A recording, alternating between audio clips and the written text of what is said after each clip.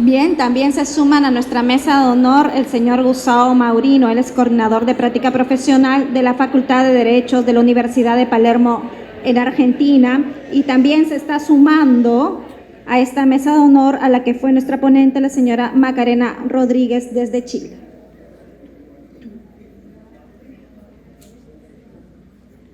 Vamos a invitar entonces a nuestro primer ponente. Él es el señor Gilberto Guerrero Roca, es director del programa y profesor adjunto, Junta de Asesores de World Arbitration and Mediation Review, con entrenador del equipo para William C. Bismuth y Muth Madrid. Eso en FIU Law en Miami, Florida. Es máster en Ciencias del Derecho de la Facultad de Derecho de Stanford. Su investigación versó sobre arbitraje de inversiones con honores y es licenciado en Derecho Administrativo, ambos de la Universidad Católica Andrés Bello, esto en Venezuela. Licenciado en Derecho Empresarial por la Universidad Francisco de Vitoria e Ilustre Colegio de Abogados de Madrid. Sin más preámbulo, vamos a dar inicio a la ponencia del señor Gilberto Guerrero Roca. Buenas tardes. Qué gusto estar en un auditorio lleno de tanta gente joven. Eso lo llena a uno de esperanza. Quiero agradecer al Colegio de Abogados de Lima, al Ministerio de Justicia, por esta oportunidad de compartir visiones y puntos de vista sobre una gran iniciativa. Debo decir también que para el College of Law de la Universidad Internacional de la Florida es un honor y es estratégico los convenios que tiene suscrito con universidades, con facultades de Derecho del Perú, particularmente la Pontificia Universidad Católica del Perú, San Marcos y Pacífico. Pero por supuesto queremos establecer lazos con diversas facultades y sobre todo con el Ministerio de Justicia. Y le comentaba a la licenciada María Esperanza y al licenciado Bayón que sería una extraordinaria oportunidad para suscribir un convenio entre el Departamento de Justicia de Estados Unidos, el Ministerio de Justicia de Perú y la Facultad de Derecho de la Universidad Internacional de la Florida, por las razones que más adelante voy a exponer. Por razones meramente formales y de compliance, de cumplimiento, porque tengo además funciones como abogado litigante, debo simplemente señalar que mis opiniones no benefician ni afectan a los clientes de la firma internacional para la cual trabajo, que es Reed Smith. Es importante hablar de esta gran iniciativa de las clínicas jurídicas y la lucha contra la corrupción, no sin antes tomar en cuenta los orígenes y el contexto de las clínicas jurídicas, de los nuevos retos de la profesión legal, los nuevos retos de la educación legal y los nuevos retos que tiene la práctica cotidiana del derecho. Hay una crisis, no de ahora, de hace muchas décadas, que generó una reacción.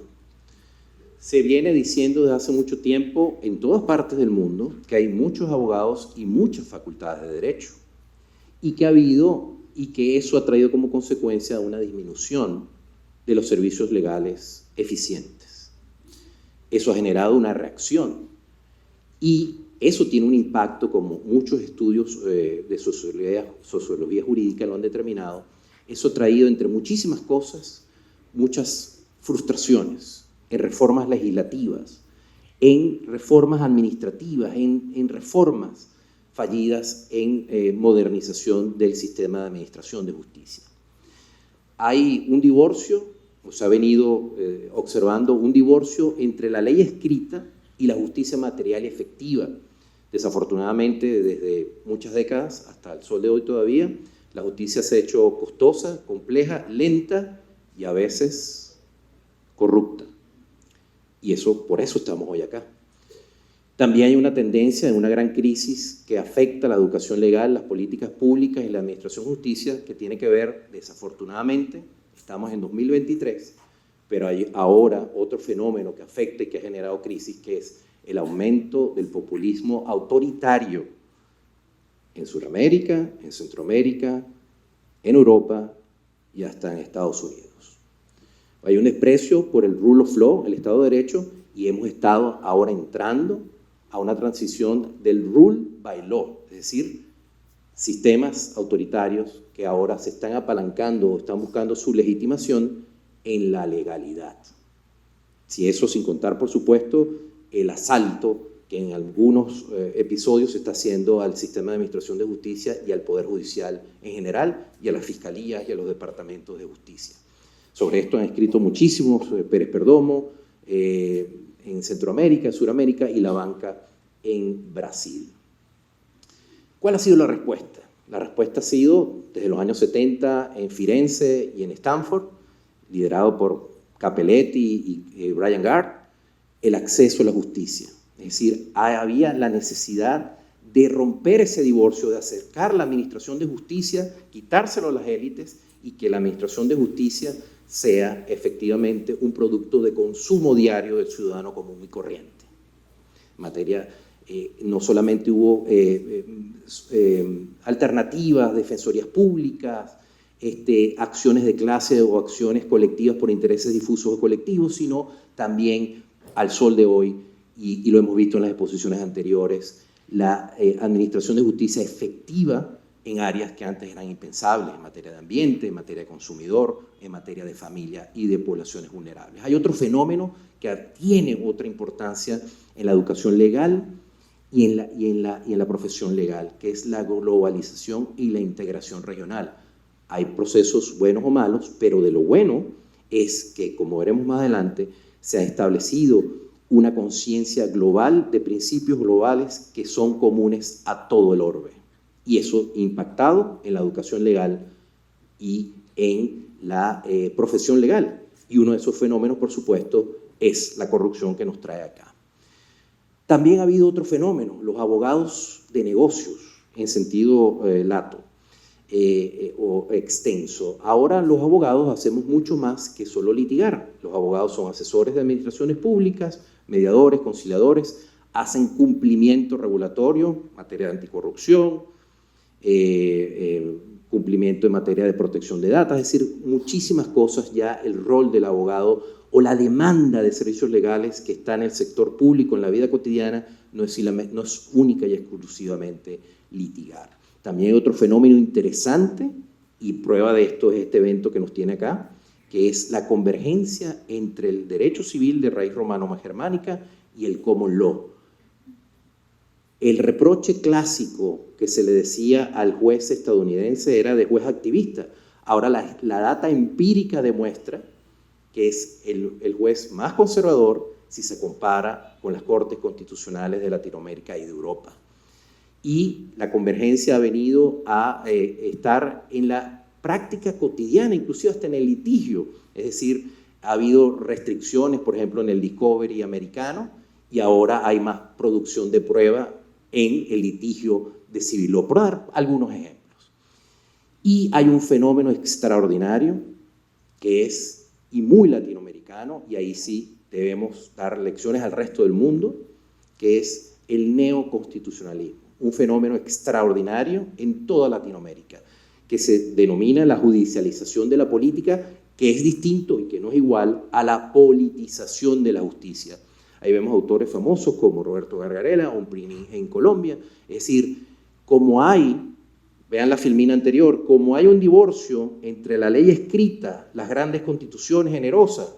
En el panel anterior, de manera legítima, hubo una pregunta: ¿será que hace falta incluir en la Constitución el derecho tal y tal? La respuesta es no.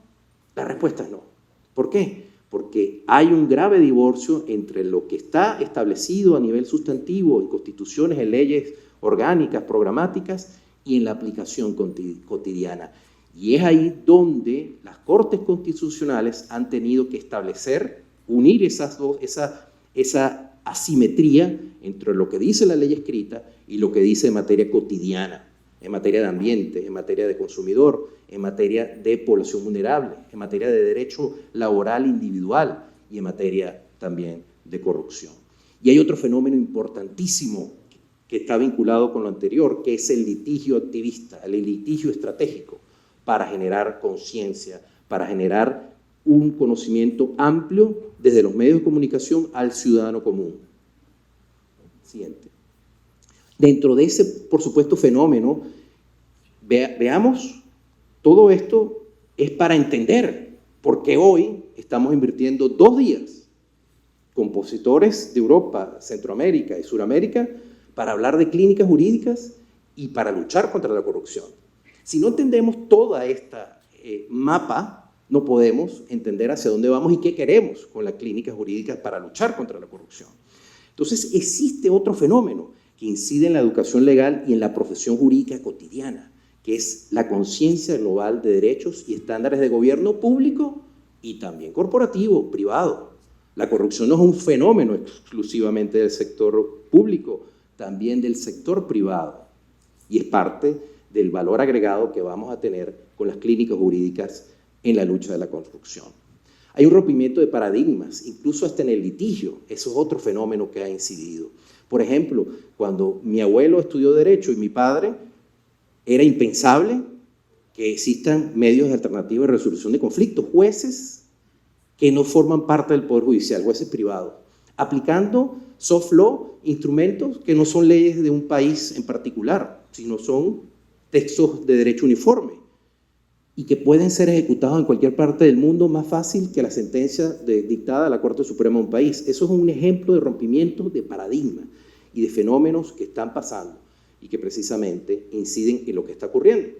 Y eso, a manera de ejemplo, lo entenderemos más adelante, cómo un hecho de corrupción que ocurrió en el Perú, o en Colombia, o en Venezuela, o en México, o en España, puede ser ejecutado en Estados Unidos, o en Canadá, o en Francia, donde están activos que fueron obtenidos producto de la corrupción. Estados Unidos sigue siendo, afortunadamente, y no China, la primera economía del mundo y el mayor exportador de modelos para la profesión y educación legal. ¿Por qué? ¿Porque el modelo americano es mejor? No, no lo es, sino que como es la primera economía del mundo, es el gran exportador de capitales. Y los capitales persiguen los servicios legales de las firmas americanas porque son los abogados de cabecera de esas grandes transnacionales.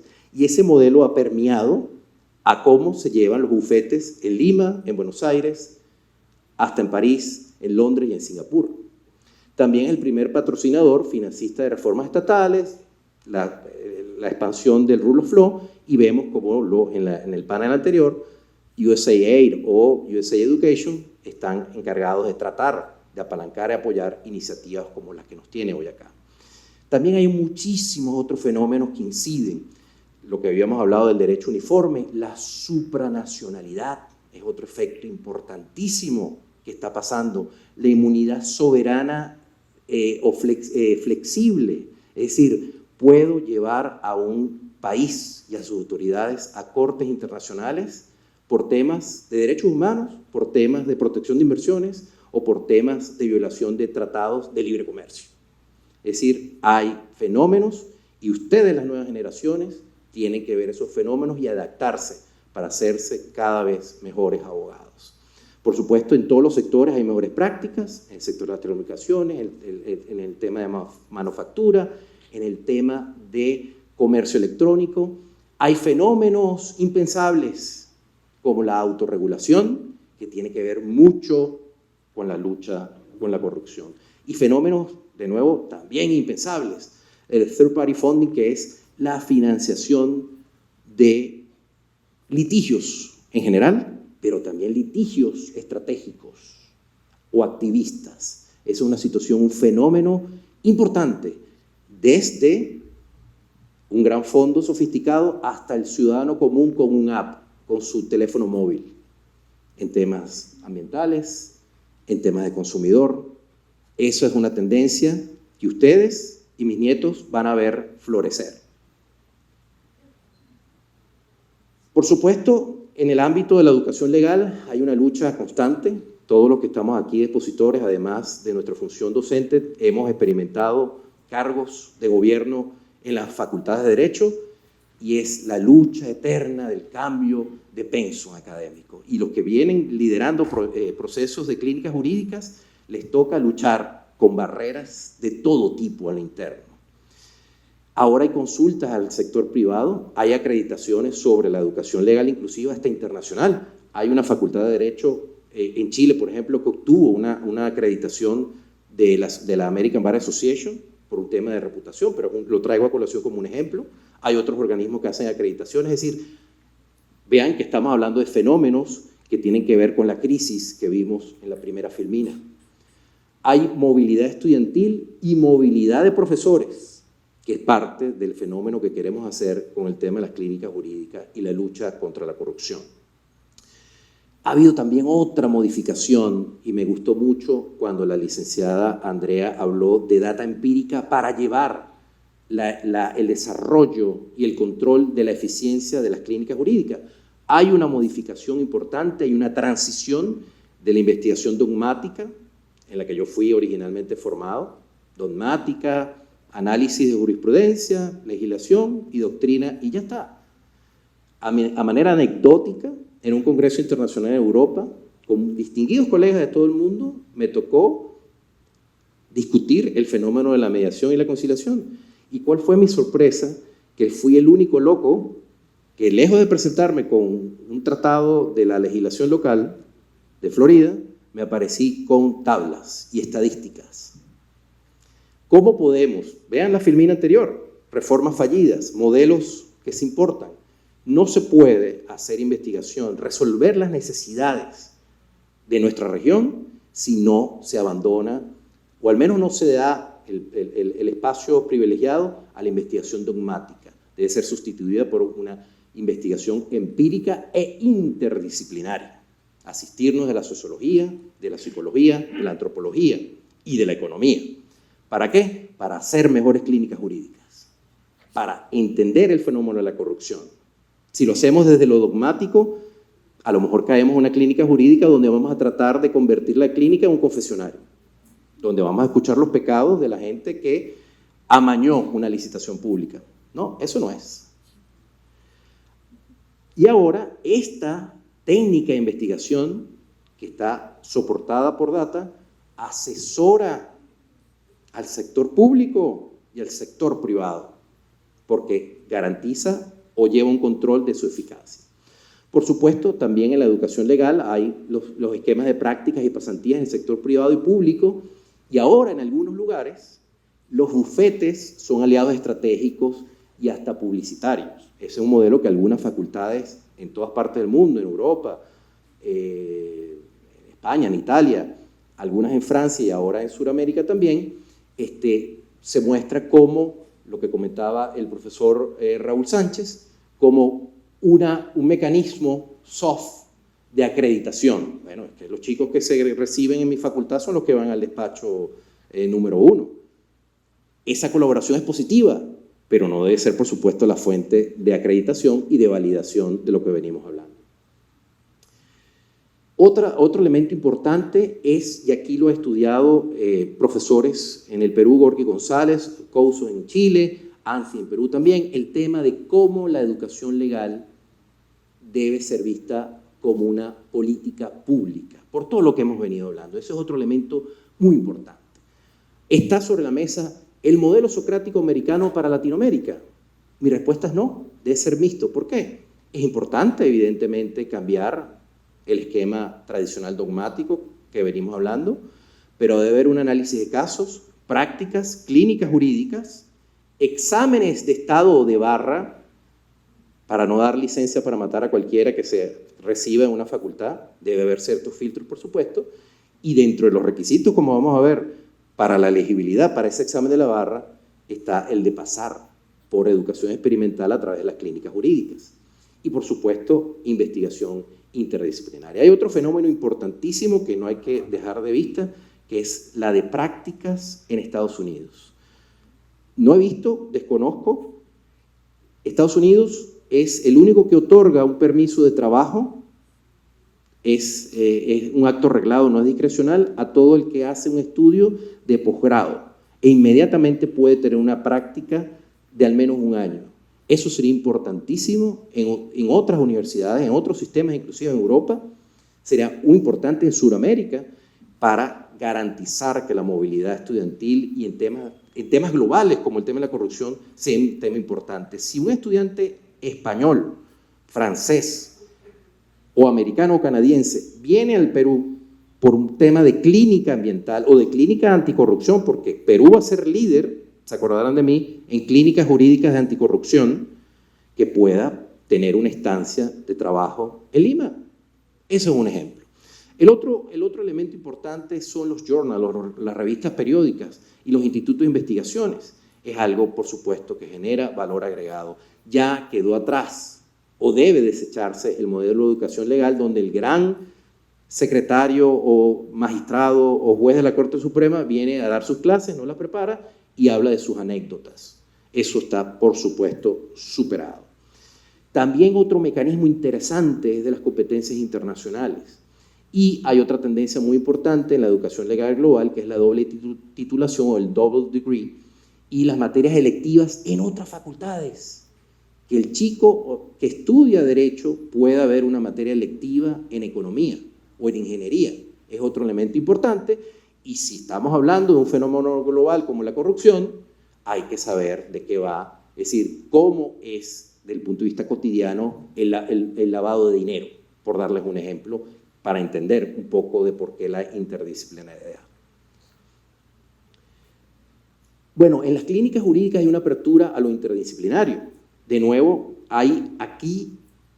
Perú ha sido un líder en el tema, que es el tema de las clínicas jurídicas de interés público o de impacto. Eso es un tema que no está presente en la clínica jurídica estadounidense clásica, donde está limitado al modelo comunitario para atender a personas vulnerables, y eso está bien, pero resulta que a nivel temario, a nivel de otros elementos, es importante tomar en cuenta lo que venimos hablando del litigio estratégico, de acudir al fenómeno de la judicialización de la política y del neoconstitucionalismo y hacer litigios que tienen un impacto no solamente en temas de derechos difusos y colectivos, sino en temas que interesan como la corrupción. Y por supuesto lo que estamos conversando de complementos con otros profesionales.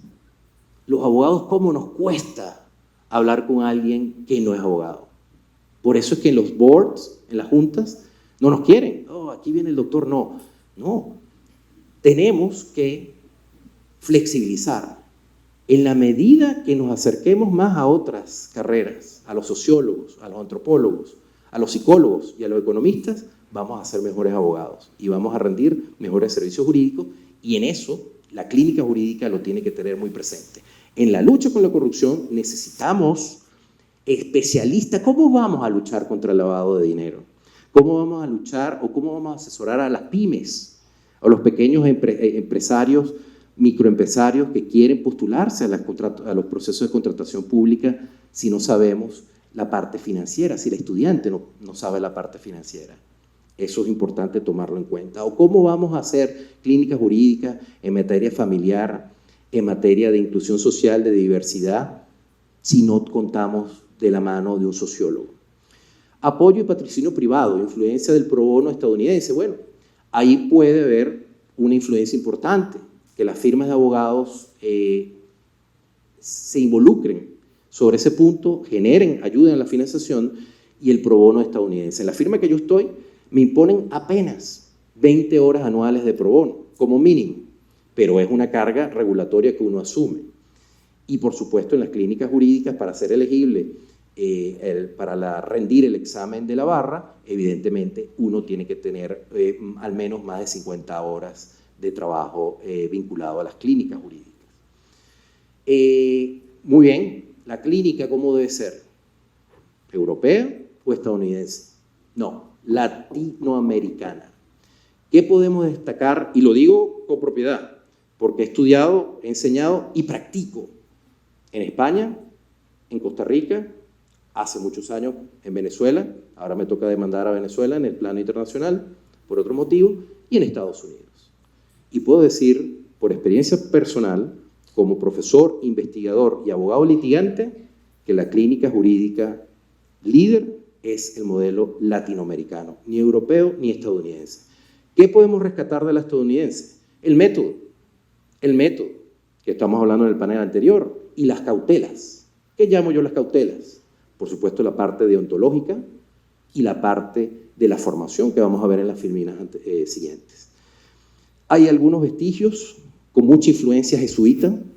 En los años 70 en la Universidad Central de Venezuela y en la UCAP, replicando el modelo de las prácticas de medicina.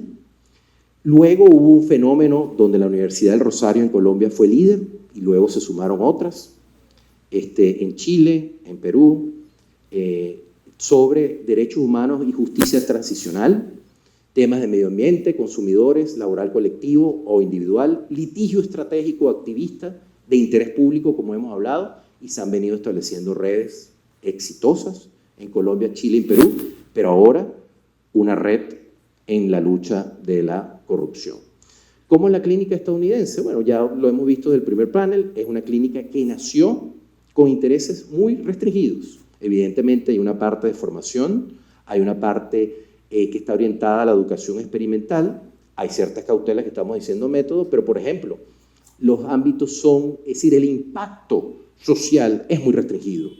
No veo, salvo que venga de experiencias latinoamericanas, europeas, no veo. Si ustedes le preguntan a un profesor de una facultad de Derecho americana, clínica jurídica anticorrupción, te va a decir, no, aquí no practicamos white collar, eso es para las élites. Qué equivocado. ¿O qué? No, qué equivocado. Es que no ve, su realidad le da para asumir la corrupción a delitos de white collar. No ve situaciones o fenómenos que se dan en la cotidianidad, en el ayuntamiento, o en el departamento, o en la provincia. Su visión es parroquial, y no es buena o mala, es la que tiene. Entonces, estoy convencido que ese impacto de la clínica jurídica en materia de corrupción se puede entender mejor desde la visión latinoamericana. Por ejemplo, en FIU, donde yo enseño, hay inmigración. ¿Por qué inmigración? El sur de la Florida, la inmigración, cubanos, venezolanos, colombianos, en fin, dominicanos, haitianos, ¿ok? Y hay una necesidad que está allí, importante. Temas de familia, emprendimiento y negocios, penal, derechos humanos. Otras universidades como Stanford, que es mi alma mater, tiene 12 clínicas jurídicas, pero si ves las últimas clínicas recién fundadas, pues muy al estilo de Palo Alto, de Silicon Valley, nuevas tecnologías, es decir, temas que están vinculados a su realidad. Ortega se decía, yo soy yo y mis circunstancias. Del modelo comunitario, y estoy bien de tiempo, del modelo comunitario pasando por el social de impacto e interés público hasta llegar al integral. ¿Por qué integral? Un modelo integral para generar habilidades, destrezas, conocimiento y impacto social. No importa si es consultorio o clínica jurídica, si tenemos los objetivos comunes, que se llame o que se rotule como sea. Tenemos que generar impacto, valor agregado a las comunidades, valor agregado a nuestro entorno y formar a nuestros estudiantes. ¿Para qué? Y lo hablábamos temprano, cuando se piensa en la corrupción se piensa en Lavallato, se piensa en Odebrecht, pero no se piensa en el día a día, en el contrato, en el emprendimiento, hasta para aplicar a un crédito de una pyme en un banco público o privado. La corrupción nace de la oportunidad, como cualquier otro delito, no soy penalista, pero el delincuente se hace desde la oportunidad. Si desde las facultades de Derecho sabemos dar herramientas al consultor jurídico de la pequeña empresa, del consultor jurídico que presta servicios jurídicos a un supermercado, ¿por qué tiene que el proveedor número uno ser el cuñado del gerente del supermercado? Eso es corrupción también. Es decir, está presente en todos los ámbitos y entonces tenemos que formar. Tiene que haber un componente de formación, pero hay que generar impacto y hay que generar un semillero para que el día de mañana, donde quiera que esté ese estudiante de Derecho en el sector público o privado, sepa reconocer los red flags, sepa reconocer dónde hay escenarios de conflictos de intereses, donde hay escenarios que pueden generar situaciones de corrupción y si le apasiona el tema, pues se dedica exclusivamente a temas de cumplimiento y de lucha contra la corrupción o de recuperación de activos, que es parte del convenio que venimos a suscribir, que postulamos, que salga de Lima junio 2023, convenio que le he dicho a la doctora María Esperanza, de generar entre todas las facultades que estemos interesados y el Departamento de Justicia de Estados Unidos. ¿Por qué el Departamento de Justicia de Estados Unidos? Por dos motivos. Porque muchos de los activos o de los dineros de nuestros países terminan allá, lavándose allá. Y además, El Departamento de Justicia de Estados Unidos tiene las herramientas legales, tiene las figuras que son el restitution y el remission, y está esperando millones de dólares que están bostezando, esperando que las víctimas de los desfalcos bancarios privados, sector privado, las estafas inmobiliarias, sector privado, y las corruptelas públicas vayan a reclamar activos que están allá bostezando, esperando que sean exigidos. Por supuesto, en el tema de las clínicas en materia de clínicas jurídicas en general y en materia de corrupción, tiene que haber prerequisitos y cautelas. Por supuesto, componentes básicos de formación de ontología jurídica. Es importantísimo. Nadie puede tocar, nadie puede asesorar, nadie puede tocar temas sensibles si no maneja los códigos deontológicos. Eso es fundamental y desafortunadamente pasa desapercibido. Por supuesto, para esto hay incentivos. Todos fuimos estudiantes de Derecho y todos tuvimos prácticas y todos ejercimos la profesión. Debe haber créditos educativos. Cuando me refiero a créditos educativos, me refiero, por supuesto, créditos para culminar los estudios. La carrera de Derecho en Estados Unidos son 90 créditos.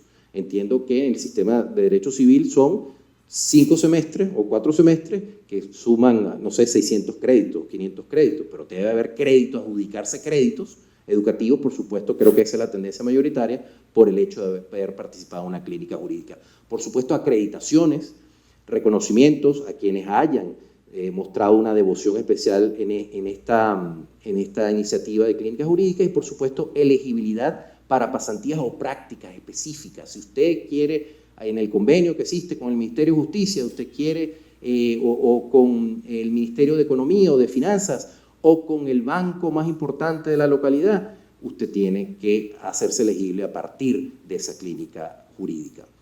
Hay algunos esquemas, esto no son recetas, hay colegiaturas o barras que exigen la obligatoriedad de hacer las clínicas jurídicas para la admisibilidad para el examen de la colegiatura, como he dicho, o la culminación de estudios porque se exige un componente de educación experimental.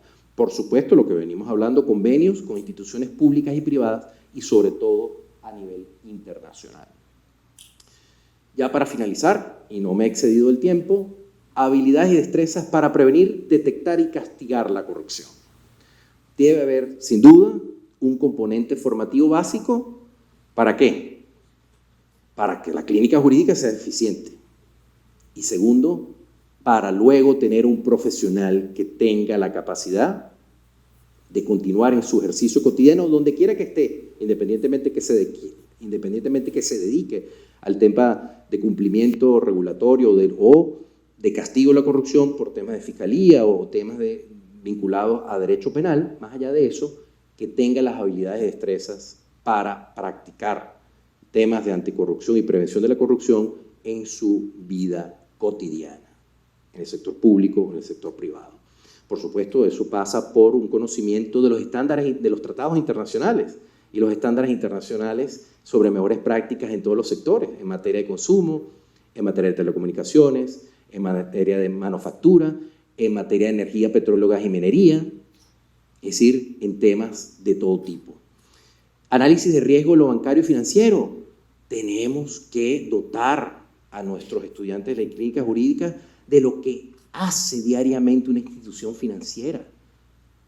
Tenemos que enseñarlos a reconocer cuando hay situaciones que puedan significar un manejo de un lavado de capitales, una distracción de capitales o situaciones que pueden generar conflictos en general.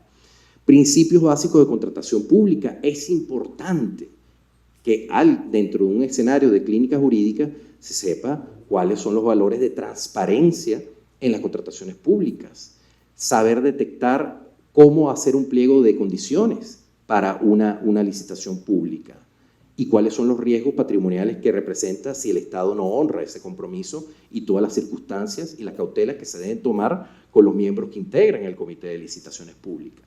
Por supuesto, los códigos de ética y conducta profesional por el tema de la cautela deontológica que hemos hablado. Y otro tema, porque estamos en el 2023, es importante, otra forma de corrupción que la gente no lo ve, es el manejo ilegítimo de la data, de nuestra información. El tema de protección de datos es un tema importante que está en nuestra vida cotidiana. Y ya para finalizar, el tema que creo que puede apuntalar esta iniciativa, que es el tema de la recuperación de activos, las víctimas de la corrupción.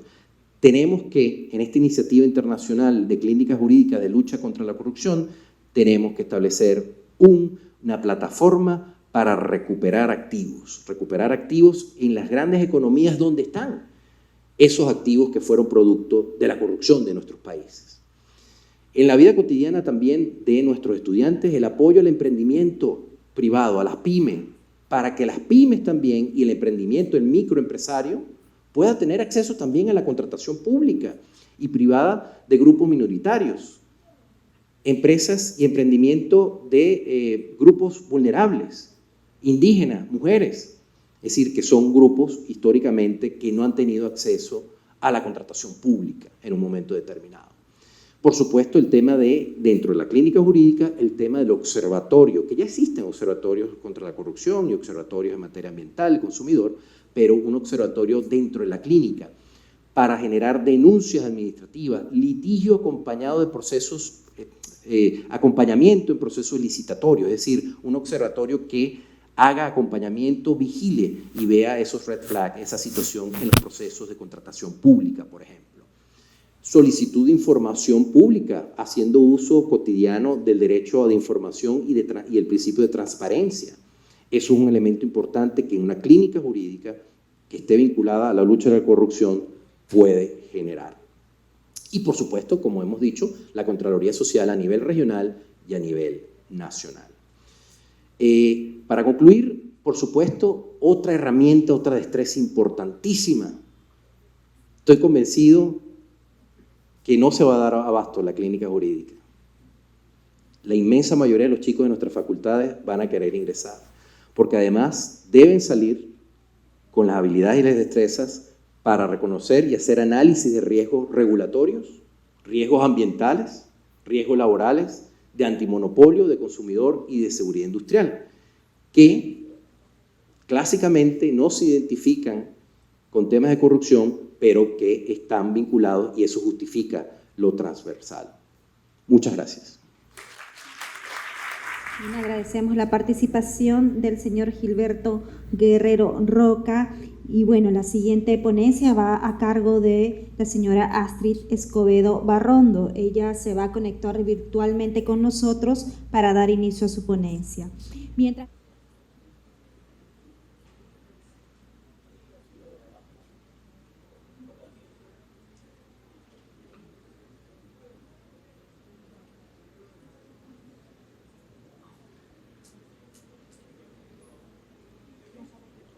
Muy buenas tardes a todos y a todas. Muchas gracias por esta oportunidad. Agradezco enormemente al Colegio de Abogados de Lima y al Ministerio de Justicia y Derechos Humanos del Perú por esta iniciativa que es realmente importante empezar a implementar en nuestros países, especialmente en Latinoamérica. Hablar de corrupción desde la perspectiva de trabajar en clínicas jurídicas, yo creo que es un gran reto.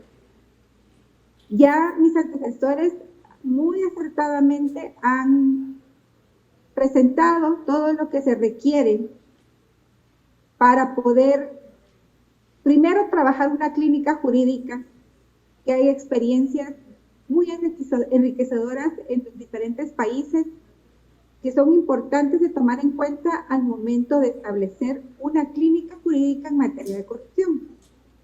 Pero en corrupción tenemos un reto extra. ¿Y en qué consiste este reto? Que la corrupción prácticamente es parte de nuestras vidas.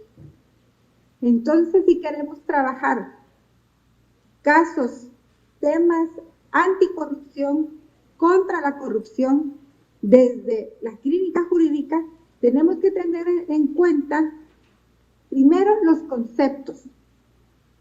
Si no tenemos claro la dimensión del concepto corrupción, va a ser muy difícil, de verdad, tener resultados exitosos en una clínica legal, desde mi perspectiva.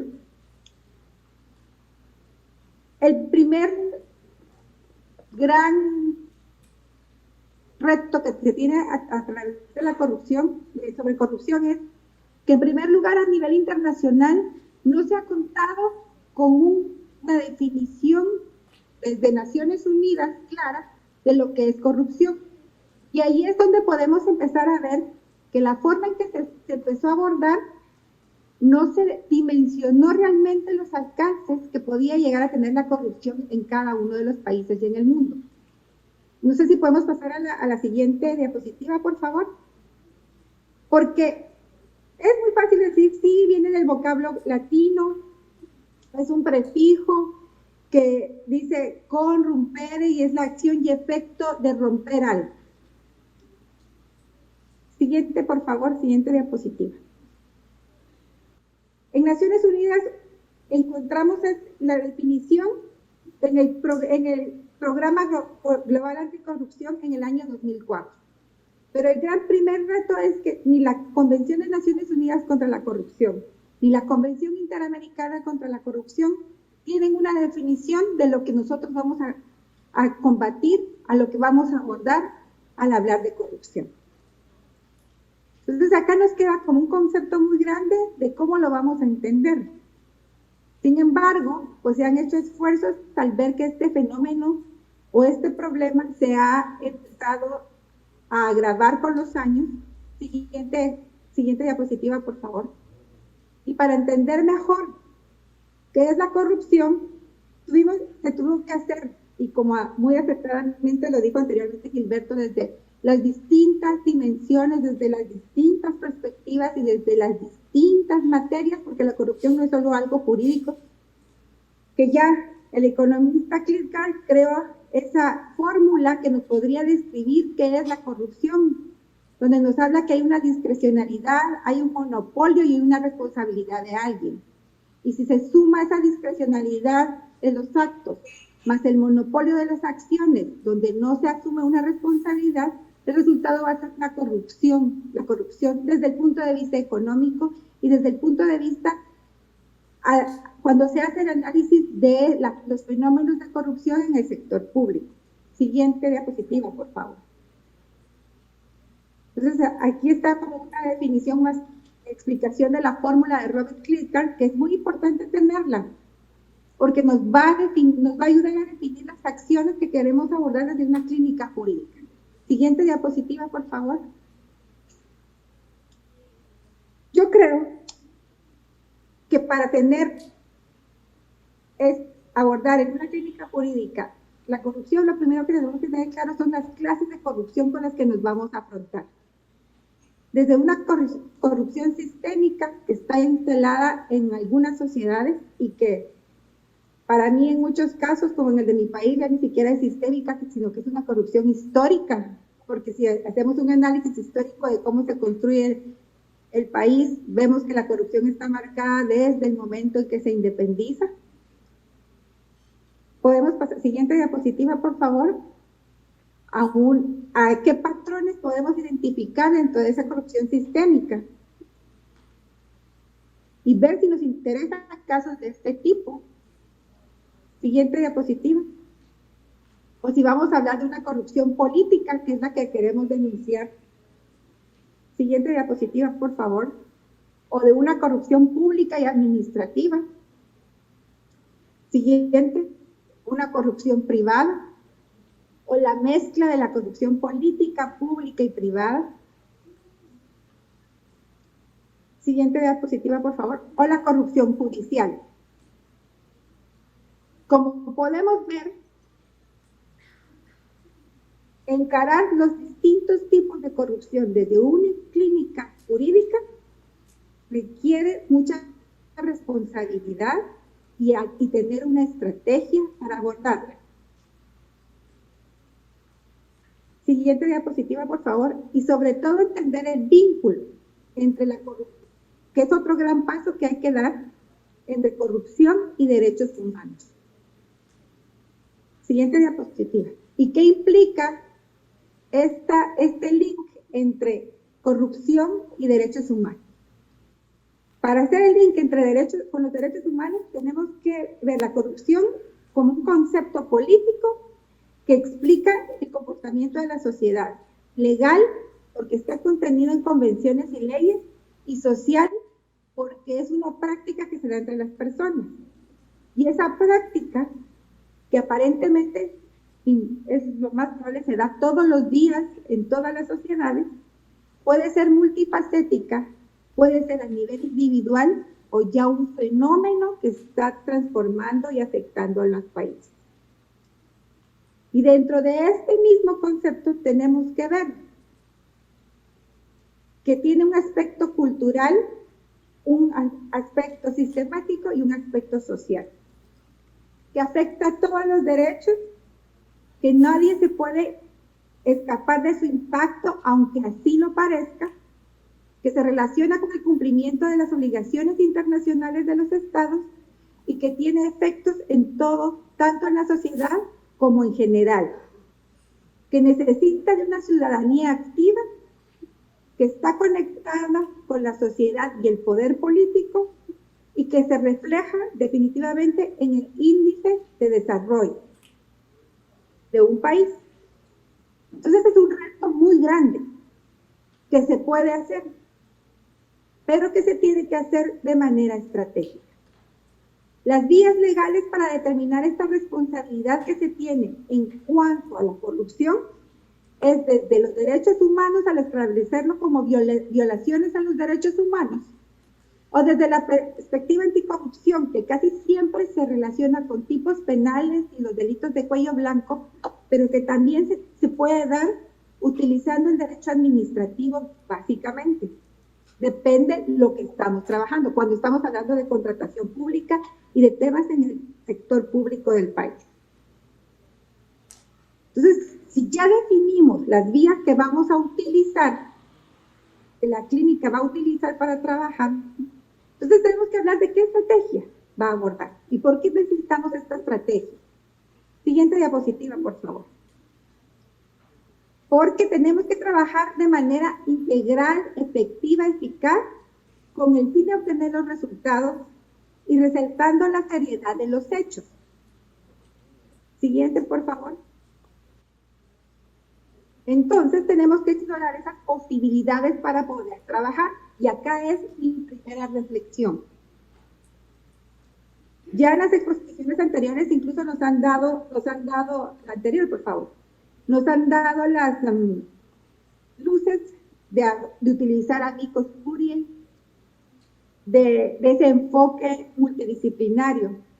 Entonces, todo lo multidisciplinario y todas las actividades que se pueden hacer, ya sea desde el derecho penal o desde el derecho internacional de los derechos humanos, yo los enfoco en temas de educación, desde los medios de comunicación, campañas de comunicación enfocadas a temas anticorrupción, desde la creación de políticas públicas y la participación ciudadana y desde el litigio.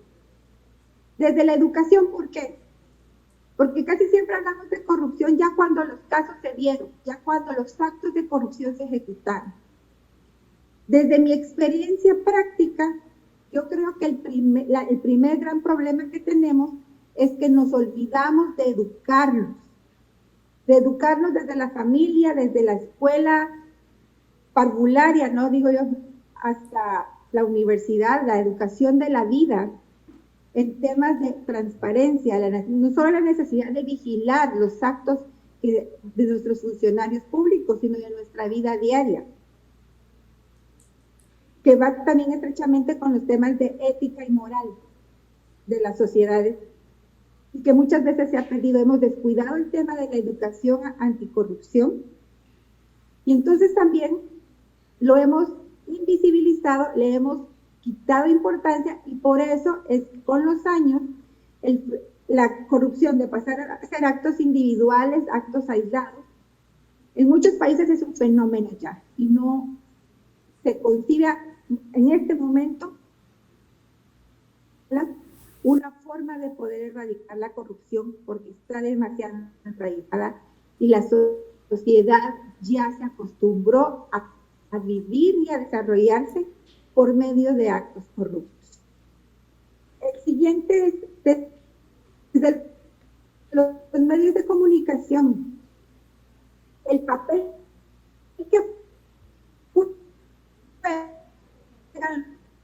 los medios de comunicación en la actualidad, las redes, es también de educación anticorrupción y de denuncia, porque no tenemos una educación de denuncia, y si la tenemos, luego de ver las represalias que tienen las personas que trabajan contra la corrupción, nos da miedo y no lo hacemos. Entonces ese es el gran papel, y acá se podrían incluir dentro de estas clínicas los estudiantes de ciencias de la comunicación, por ejemplo, desde la educación, los estudiantes de pedagogía, desde los medios de comunicación, los estudiantes de ciencias de la comunicación, desde la creación de políticas públicas y participación ciudadana. Acá pueden participar politólogos, sociólogos, para que veamos que este quehacer de las clínicas pues, debe ser integral. En la creación de políticas públicas y participación ciudadana, por ejemplo, la creación de observatorios o de veedurías ciudadanas que estén controlando la ejecución de fondos públicos, que son cosas que se nos olvidan, que están descuidadas en muchos lugares. ¿Y por qué? ¿Cuál es el principal problema? Recordemos que principalmente en Latinoamérica la población está concentrada en sobrevivir, en buscar una forma día a día de... Entonces, es tan difícil llegar a ganar un salario mínimo para vivir que no se tiene tiempo de involucrarse en materia ciudadana para donar su tiempo y participar en una veeduría, por ejemplo, de manera voluntaria. Es como la gran diferencia también que tenemos que entender entre los países más avanzados, que donde las personas tienen acceso a un empleo estable con un salario fijo, no tienen preocupación que el otro día los van a despedir, donde se puede hacer voluntariado, donde se respetan sus horarios laborales, a nuestros países donde sobrevivir es un reto diario y no se tiene tiempo ni tampoco la educación por la misma precariedad en la que se vive, de hacer voluntariados de participación comunitaria para apoyar el desarrollo de la comunidad y vivir mejor. Y el punto desde el litigio, donde no hablamos solo de abogados, acá necesitamos auditores forenses, analistas criminales, policías que participen en investigación cuando es necesario.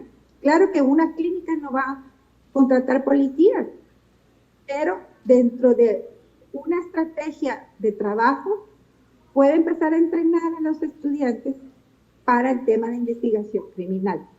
Siguiente diapositiva, por favor. Entonces, ¿cómo empezar? Hablemos de esas estrategias y de ese flagelo que estamos trabajando, que es insidioso, empobrece a muchos países y nos afecta a todos, decía Kofi Annan. La estrategia es una serie de acciones muy meditadas, encaminadas hacia un fin determinado. El siguiente diapositiva. Siguiente, por favor. Siguiente.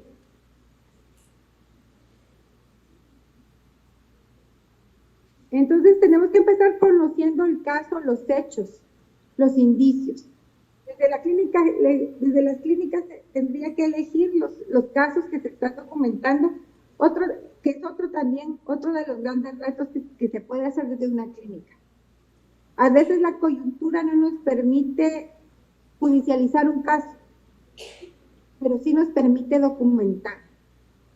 Y documentar las denuncias de corrupción también es un gran ejercicio, para después exponerlas por medio de otras formas que no sean precisamente las cortes, cuando no se permite así. Y ustedes me van a decir, ¿y usted por qué nos habla de esto? De que ¿por qué no va a ser precisamente entre las cortes? Desde mi experiencia práctica, después de hacer un análisis, yo trabajé 10 años, casi 11 años persiguiendo corrupción, y lo que me di cuenta es que si no se tiene la certeza, más que todo política en el país, de darle la seguridad a las personas que están trabajando estos casos de corrupción, es mejor encontrar las vías.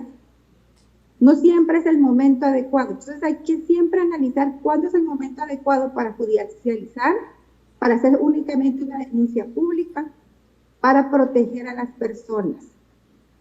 Porque a diferencia de casos de violaciones a los derechos humanos, donde hay un gran éxito en las clínicas legales, la corrupción es un fenómeno que, como afecta financieramente, principalmente a los involucrados, es un fenómeno que su persecución se quiere detener siempre. Y la forma de detener la persecución penal de los casos de corrupción es asustando, es amenazando, es criminalizando a quienes están trabajando esos casos. Si hablamos desde las clínicas, tenemos que tener la perspectiva muy clara de que siempre tienen que haber profesores que están a cargo, pero hay estudiantes. Entonces tenemos que también proteger la vida tanto de profesores como de estudiantes. Siguiente diapositiva, por favor. Entonces tenemos que tener un plan de delitos que es muy claro. El equipo de trabajo. Esto no es un tema que va a trabajar solo unos cuantos abogados, como ya se decía anteriormente. Este es un equipo de trabajo que le va a dar una visión holística al caso de corrupción.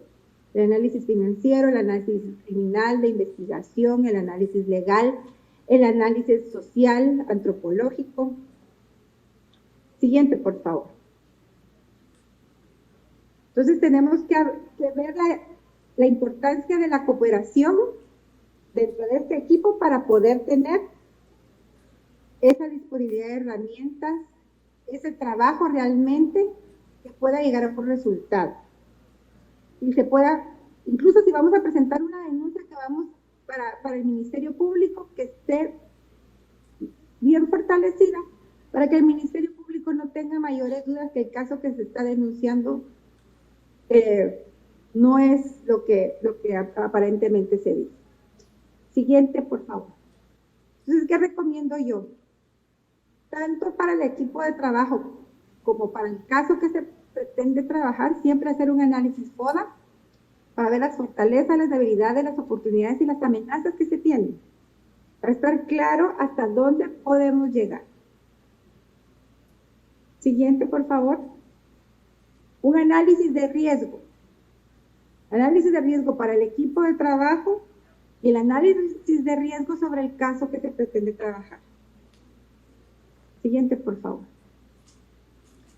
Entonces, seguir esto, ¿para qué el análisis? Para planear adecuadamente, para organizar el caso y el trabajo, para dirigir y controlar los resultados, tanto del equipo como del caso.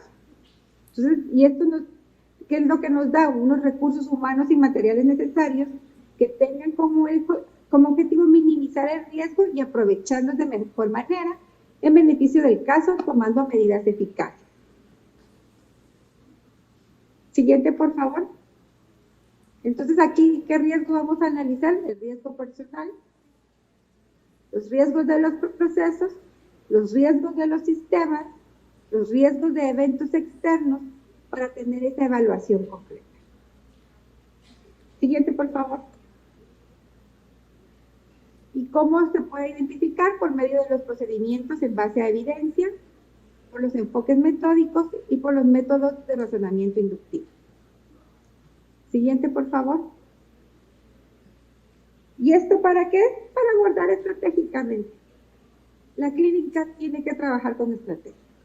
Lo que vaya a trabajar, políticas públicas, educación. Tenemos que ver la estrategia para unos resultados efectivos. Entonces, ¿para qué abordar estratégicamente esto? Porque necesitamos identificar los objetivos, evaluarlos de manera realista, con este fin obtener el resultado deseado para planificar de una manera adecuada, establecer esos riesgos y determinar ese FODA, esas fortalezas, los obstáculos, las debilidades, las fortalezas que se tienen. Siguiente, por favor. los desafíos y limitaciones, pues básicamente, como bien lo dice cuando hace el link Morten entre corrupción y derechos humanos, la limitación en la persecución de los casos de corrupción, no solo de gran corrupción, sino que en general de corrupción, es la voluntad política, porque casi siempre los políticos van a estar involucrados. Entonces podemos ver cómo está este fenómeno, lo podemos comparar, por ejemplo, entre Guatemala y Honduras en este momento. En este momento la presidenta de Honduras tiene la voluntad política de que se persiga la corrupción y están tratando de crear un ente internacional que persiga la corrupción en Honduras. Guatemala, al ver los efectos que tuvo la Comisión Internacional contra la Impunidad en Guatemala y los casos que salieron, y que se descubrió que la corrupción era mucho más grande de lo que se pensaba, dijo, no me conviene. Y los últimos dos presidentes, el enfoque y su política de Estado ha sido en respaldar la corrupción porque ellos están involucrados. El día domingo se tienen elecciones en Guatemala y es un proceso que ya se está siendo señalado de actos de corrupción porque aparentemente hay amañamiento ya en los resultados electorales. Entonces, este es un compromiso social y político. Tenemos que comprometer a los políticos a de verdad combatir la corrupción para que una clínica anticorrupción, las clínicas en las distintas universidades a lo largo del país tengan éxito. La clínica, ¿qué es lo que es al final si nos detenemos a pensar qué es la clínica al final de cuentas? La clínica va a ser la participación social en la lucha contra la corrupción. Porque van a estar involucrados demasiados, no solo instituciones, demasiadas personas para poder sacar adelante al país. Los obstáculos en general son obstáculos legales a nivel jurisdiccional en el acceso a la justicia, cuando los ministerios públicos y los jueces no quieren que simplemente cierren los casos, no permiten que los casos avancen. También está la presión sobre las víctimas y denunciantes, ese miedo que se tiene a denunciar por las represalias, como ya se dijo anteriormente, tema de la independencia judicial, la imparcialidad y la capacidad, que es otro de los grandes problemas que se tiene al momento únicamente de litigar, los pocos recursos que siempre hay para un desarrollo de la investigación. Entonces todo esto nos va a provocar problemas de acceso de evidencia y a prueba.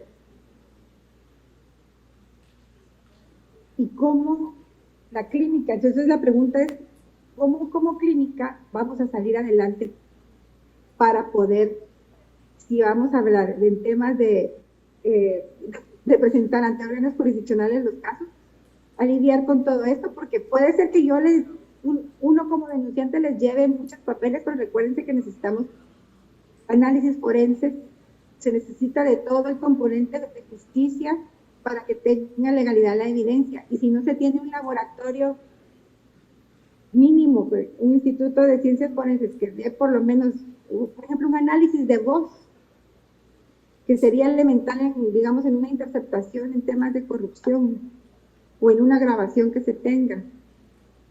Son temas que al final vemos que esto es de verdad un gran reto para la sociedad en general, para la inversión en justicia, para la participación, para la formación, para la seguridad, porque la lucha contra la corrupción al final de cuentas es un tema que nos compete a todos. Siguiente, por favor. ¿Y cómo vamos a identificar en los distintos niveles de impacto también? Siguiente. Entonces tenemos que ver y siempre pensar, y aquí es donde entran otros profesionales a participar, el impacto en la víctima, el apoyo psicológico que se tiene que pensar para la víctima. A veces la víctima es muy difusa, a veces la víctima, por ejemplo, si es un mal contrato de salud, la víctima ya pudo haber fallecido por un mal medicamento. Entonces, el impacto en la familia, en la víctima, esas ganas de querer perseguir los hechos de corrupción, pensar en unas reparaciones integrales, apoyar su participación. Si hablamos de un impacto legal, pensar en si la legislación nacional es suficiente o si se necesitan algunas reformas, proponerlas. Una activación de la aplicación de la legislación nacional cuando no se está aplicando por muchísimas razones. Un desarrollo legal de estándares nacionales e internacionales y aplicar procesos y remedios dentro de los procesos legales, los medios de impugnación si son efectivos, y que todo esto también va ligado con el tema de la independencia judicial. El impacto en políticas y prácticas, que hablamos de una política desafiante y cambiante, de políticas frustrantes y de una erosión de la impunidad. Porque muchos de estos casos quedan en la impunidad, que es el gran fenómeno que al final también estamos tratando de combatir. Siguiente, por favor.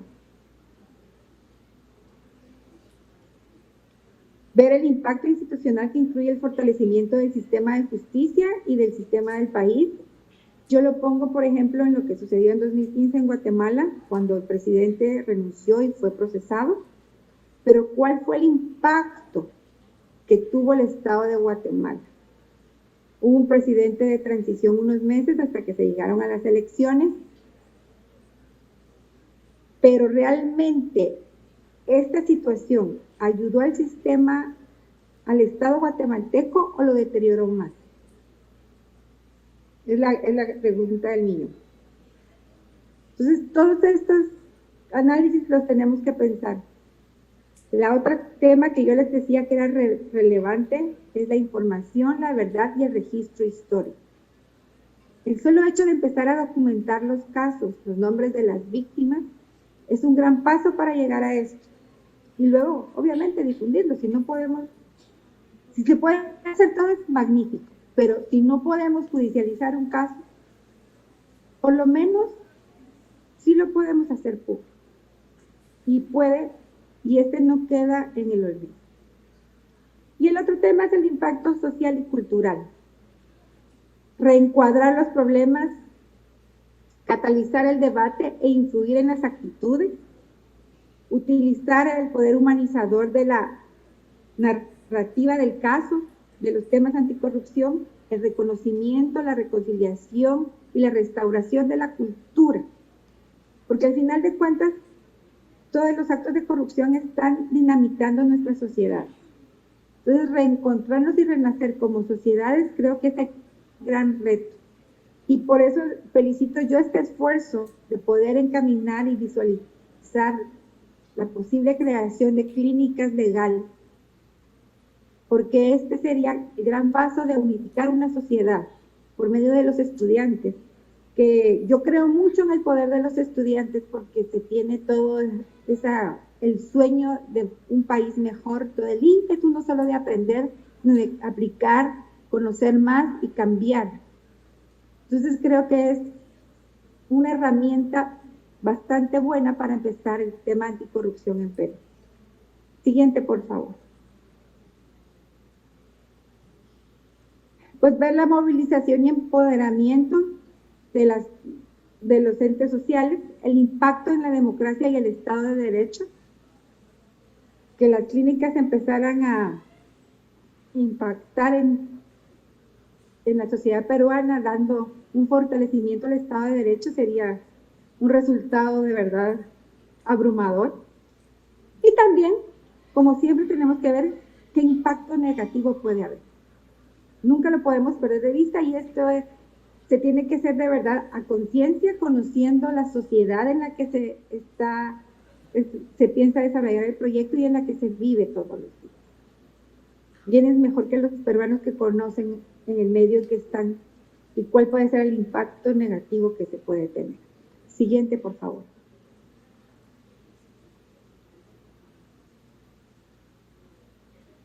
Entonces, ¿qué elementos mínimos tenemos que incluir para poder trabajar estos casos desde la clínica? Tener claros qué casos de corrupción vamos a abordar. Siguiente, por favor. Establecer las particularidades del caso, la clase de corrupción que es, desde qué punto de vista lo vamos a abordar, si va a ser en la denuncia penal únicamente en el Ministerio Público, si va a ser en una denuncia pública para dejar que accione, si es de persecución pública el Ministerio Público, si va a ser ante un informe, una reunión de trabajo general ante el Sistema Interamericano de Derechos Humanos o ante los órganos de Naciones Unidas. Establecer esos objetivos a alcanzar. ¿Qué vamos a pretender? A veces no queremos la sentencia, solo queremos evidenciar lo que está pasando para luego empujar una política pública. Pues estar claros en eso. Analizar el contexto legal, político y social. No podemos empezar un caso sin un análisis de contexto, que al mismo tiempo va a ser acompañado por el FODA y el análisis de riesgo. La estrategia adentro y afuera de la Corte, cómo vamos a identificar a nuestros socios y aliados, cuántas, tal vez es un caso que de verdad es muy serio y no lo puede denunciar una sola clínica, van a denunciarle a todas las clínicas, 5 clínicas, no lo puede denunciar una universidad. Desarrollar las diferentes fases del proceso, no solo del proceso penal, sino que del proceso previo de cómo lo vamos a organizar, qué vamos a ver a futuro, hacer el análisis de gestión de riesgo, abordar de manera adecuada el tiempo, porque una cosa es el tiempo que la clínica se va a dar para presentar el caso, y algo que tiene a veces en contra el trabajo de una clínica jurídica es que trabaja en el tiempo del año escolar. Entonces, pensar qué va a pasar cuando están las vacaciones de verano o las vacaciones de invierno, cuando los estudiantes no están, ¿quién va a cubrir esas actividades? Porque si estamos hablando de temas jurídicos, pues el sistema judicial no para y siempre van a haber notificaciones o acciones que se tengan que hacer. También el otro tiempo es ver la otra situación es ver el cabildeo, que aquí estamos dando otro tipo de herramientas a los estudiantes, los abogados que aprendan de cabildeo, pero ¿qué otras profesiones también nos pueden ayudar a cabildear?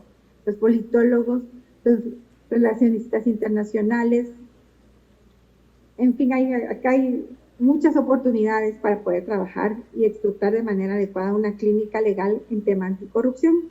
El rol de los medios de comunicación, que es donde yo decía que pueden trabajar los estudiantes de ciencias de la comunicación, no solo para preparar comunicados, hacer el contacto con esos medios para que hagan difusión de los casos, todas las acciones no procesales que se puedan encuadrar para sacar adelante, como ya se decía, en temas de educación, de políticas públicas, y las redes y coaliciones que vamos a armar, no solo nacionales, sino que a nivel internacional, para poder avanzar en nuestros casos anticorrupción. Educar a los jueces y a los fiscales también, elegir los recursos y tácticas de caso, serie de casos, único caso, caso paradigmático. Hay muchas opciones.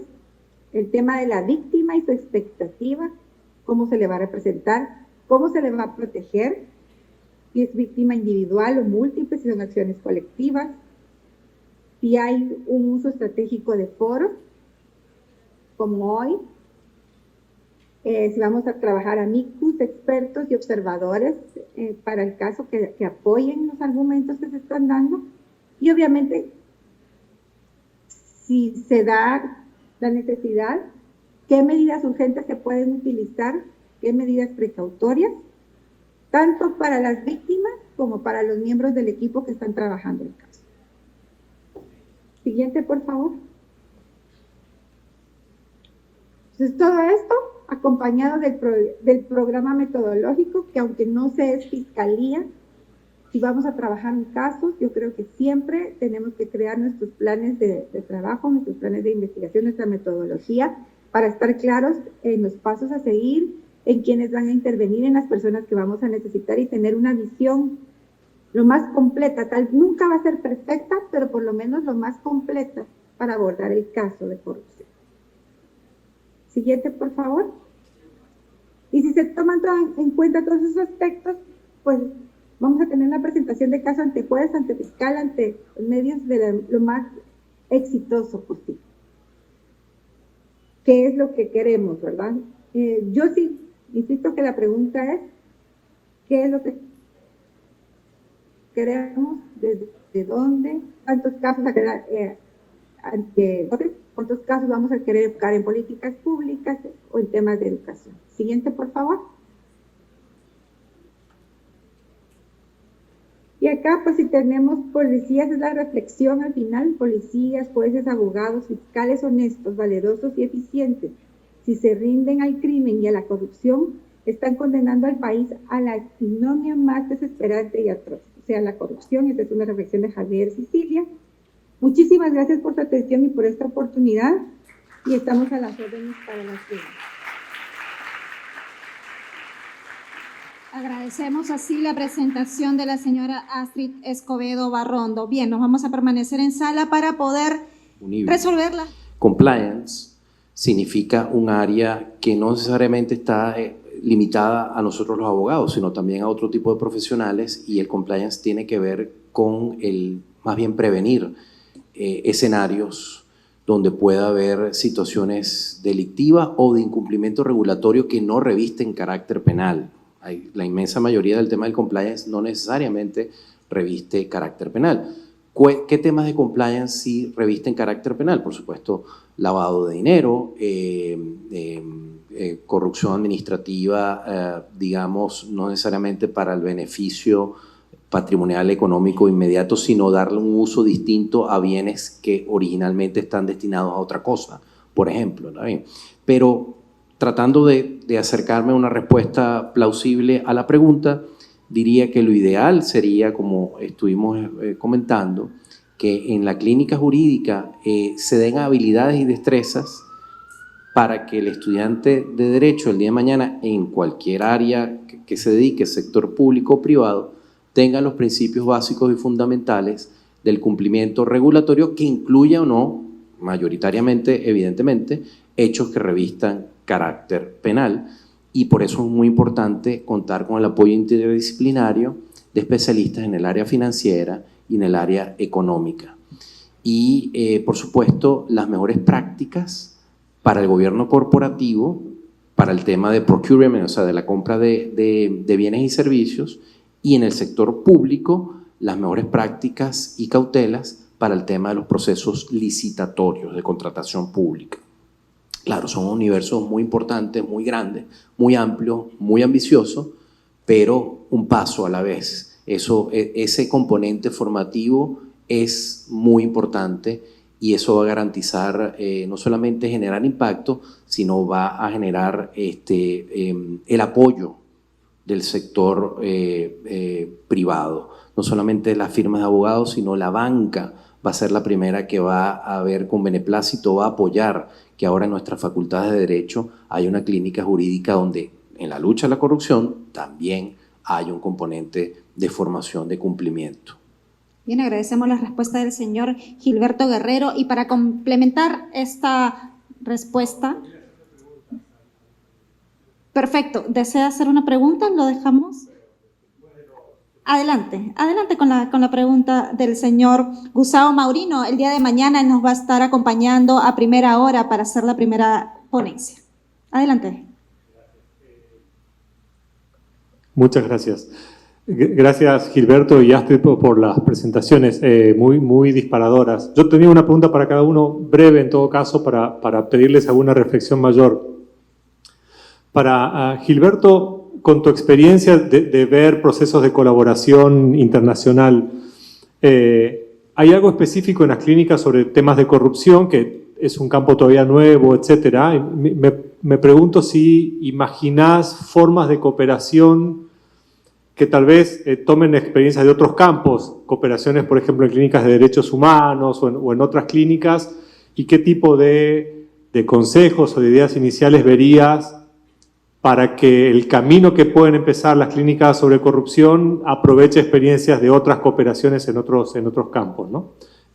Y para Astrid, en algún sentido parecida mi pregunta, cuando veo todas las cosas que hay que tener en cuenta y todas las variables, etcétera, la primera reacción es, uy, esto es meterse en un problema tremendamente complejo. Y entonces, mi pregunta para ti sería, si tuvieras que imaginar por dónde comenzar un proyecto de clínica en temas de corrupción, que tal vez llegue en algún proceso de largo plazo a abordar problemas sistémicos con estrategias multidimensionales de largo plazo, etcétera. ¿Imaginas por dónde deberían tal vez comenzar para ir construyendo sobre pasos seguros un proceso de largo plazo las clínicas? ¿Qué tipo de iniciativas o estrategias te parece que son más prometedoras para no arriesgar capital institucional, para no arriesgar respuestas que frustren el proceso? Me gustaría algún consejo de primeros pasos que tal vez pudieras tener. Gracias. Bien, agradecemos las preguntas del señor Maurino. Entonces vamos a darle pase para la respuesta al señor Gilberto Guerrero. Adelante. No sé si la profesora Astrid quiere iniciar o inicio yo.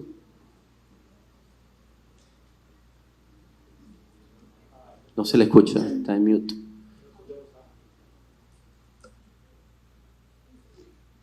Okay, mientras solucionamos este tema del audio, podemos iniciar entonces con el señor Gilberto. Adelante. Te agradezco mucho la pregunta, profesor Gustavo. Afortunadamente, debo decir, si hay algo que se pueda rescatar de la pandemia, si del cielo caen limones, pues hacemos limonada, ¿no? Ha servido para romper paradigmas en la educación legal. Cada vez que yo hablaba en Europa o en Centroamérica, en Estados Unidos también, de educación remota, en derecho me miraban muy feo. Me decían eso, bueno, para los ingenieros, los economistas. Pero resulta que hay una herramienta muy importante, y lo digo por experiencia, porque la he vivido con universidades de Argentina, de Costa Rica, que es los programas de formación online colaborativo. No cuestan dinero y lo que necesitas es, como una relación humana, dos grandes amigos o dos personas enamoradas. ¿Enamoradas de qué? Del proyecto. Dos profesores de planta que estén casados con esta iniciativa y puedan hacer un COIL remoto donde tengan un pensum, un sílabus conjunto, y esto, en iniciativas como esta, puede salir, más allá de la propuesta que estamos planteando de una red internacional de la lucha contra la corrupción, ¿ok? Más allá de eso, en paralelo, también un escenario importante es un COIL remoto que es educación online internacional, donde haya una formación común, donde todos los profesores que están involucrados lleguen a un acuerdo de cuál es ese componente formativo. La profesora Astrid en Guatemala, la profesora Macarena en Chile, el profesor Raúl en Argentina, por dar un ejemplo de lo que estamos, por decir algo, lo que estamos acá, y hagamos, junto con la licenciada María Esperanza, un sílabus común, un pensum común, donde se desarrollen estos temas de manera común. Y te lo digo por experiencia, es rápido, eficiente y no cuesta nada. Lo que necesita es gente comprometida para hacerlo. Ahora, el otro punto muy breve era dónde empezar. Cada realidad, cada facultad tiene su entorno público, su entorno privado y la forma que quiera medir el impacto que tenga en su entorno. Yo creo que hay algo que es inmediato, que hay muchas disposiciones en leyes de avanzada que el ciudadano común no toma partido de eso. El derecho al derecho de petición, ahora en el principio de transparencia, mucha gente no está haciendo uso de los mecanismos que tiene la Contraloría Social. ¿Por qué no las clínicas jurídicas asumen ese rol de Contraloría Social en los procesos de contrataciones públicas y licitaciones a nivel provincial, a nivel de departamentos y a nivel nacional? Y pedir información. Y hacer un acompañamiento. Eso sería un ejercicio hermoso, que no cuesta dinero y es un proceso extraordinario. El otro sería, por ejemplo, volvemos al inicio. Normalmente cuando se habla de corrupción se piensa en el gran caso famoso contra el exministro de Energía, contra el exministro del presidente. Y eso es importante, eso hay que hacerlo. Pero a lo mejor hay muchas alternativas, muchas oportunidades que están a la mano y que son muy sencillas de hacer. Bien, agradecemos la respuesta del señor Gilberto Guerrero. Llegó el momento de escuchar a la doctora Astrid Escobedo. Doctora, la escuchamos. Muchas gracias. ¿Me escuchan? Sí, correctamente. Muchas gracias. Yo quise ser realista, pero que se pueden hacer cosas, se pueden hacer muchas. ¿Cómo empezar? Yo creo que la opción que acaba de dar Gilberto va en línea con lo que yo estaba pensando. Una de las primeras cosas que se puede hacer es documentar, monitorear y empezar a actuar como una veeduría. Otra de las áreas que se puede empezar a trabajar, la documentación de casos. Documentar es importante. Muchos de los casos que ya están en desarrollo se pueden apoyar por medio de amicus, por medio de audiencias temáticas. Crear los espacios para las audiencias temáticas. Desde la educación, crear los cursos para empezar a educar estudiantes de primaria, estudiantes de secundaria, familias. Yo creo que se puede hacer mucho.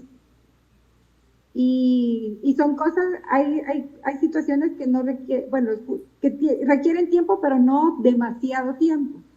Sí se podrían hacer en un plazo de 1 año, por ejemplo.